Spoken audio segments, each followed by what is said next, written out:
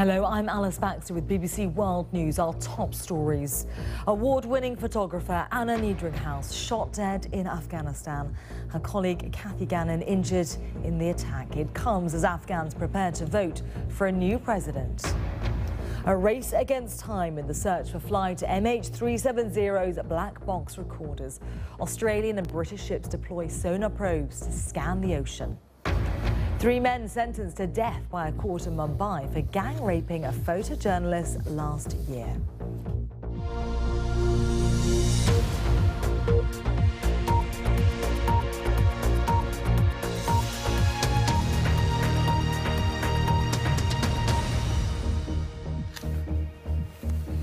A very warm welcome to you. Now, nearly 400,000 military personnel are out in force across Afghanistan in the run-up to tomorrow's elections. Security is a major issue. Just a few hours ago, Anna Niedringhaus, a photojournalist working for the Associated Press news agency, was killed in the eastern city of Khost, where she'd been travelling with a convoy carrying election workers when it's reported an Afghan policeman opened fire on her vehicle. Also wounded was her companion, Cathy Gannon, who was hit twice and is said to be seriously ill in hospital. Well, the election will be the first transfer of power from one democratically elected president to another in the country's history. Hamid Karzai cannot run for office again. A new generation of young Afghans will be able to vote for the first time, and the elections will be followed by the final phasing out of Western combat troops. Our chief international correspondent, Lise Doucette, is in Afghanistan for the election, and she sent this report from the strategic area of Pawan, not far from Kabul. Now, it's been almost a month since MH370 disappeared with 239 people on board, and search teams have begun a new phase of the operation.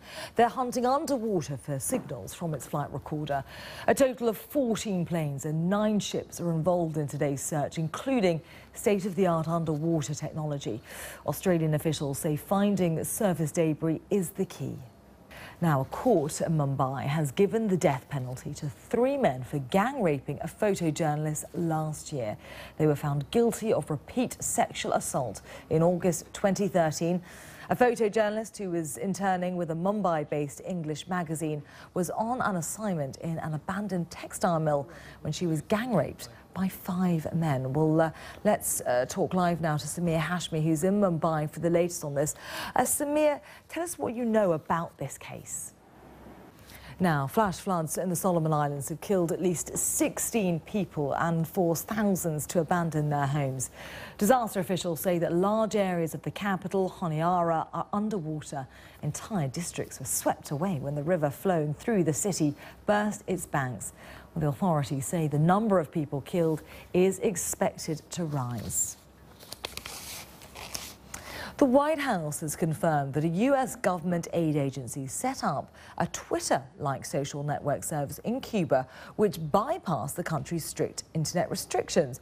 Well, the allegations were made by the Associated Press news agency, which said the operation was set up to undermine Cuba's communist authorities.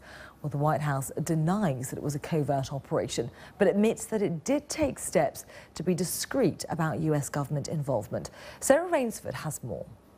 And still to come here on the BBC, David Letterman has announced that he will retire next year, one of America's most loved and long-running television hosts.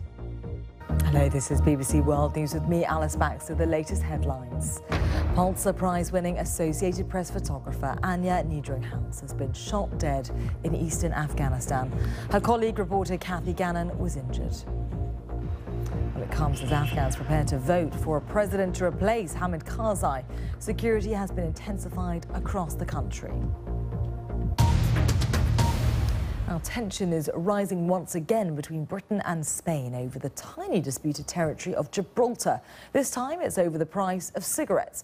Tobacco is around 40% cheaper in Gibraltar than in mainland Spain, and the difference is prices fueling an illegal trade that appears to be increasing rapidly. Well, along the border, traffic jams are building up as Spanish police try to crack down on the smugglers. Tom Burridge has been to investigate. Now, the chief executive of the technology firm Mozilla, which is behind the Firefox browser, has been forced out of his job over his opposition to same-sex marriage. Brendan Eich gave money to oppose the legislation of same-sex marriage in California. And when the announcement of Mr. Eich's appointment was made on the 24th of March, angry users voiced their opinions on social media. Several high-profile Mozilla employees also weighed in. Mozilla's executive chairwoman, Mitchell Baker, said, "We failed to listen, to engage and to be guided by our community." Now, as forecast yesterday, large areas of the US Midwest have been hit by dangerous weather. Tornadoes, hail, lightning, strong winds and rain. Well, luckily, Phil Avery is here again to tell us more and to explain how tornadoes are formed. Phil, we're a little bit early in the season to be talking about tornadoes, aren't we? Yes, it's a lot to take in about these particular features. The best advice I can give, Alice, if you see something like that, stay low. Run away. They look absolutely terrifying. Phil, many thanks. Phil Avery there. Now, the host of one of America's most popular and long-running TV talk shows, David Letterman, has announced that he will retire next year. He broke the news to his audience during Thursday's recording of The Late Show. Well, it was certainly a shock. After all, he's the longest-running late-night talk show host in US television history. Paul Adams has more.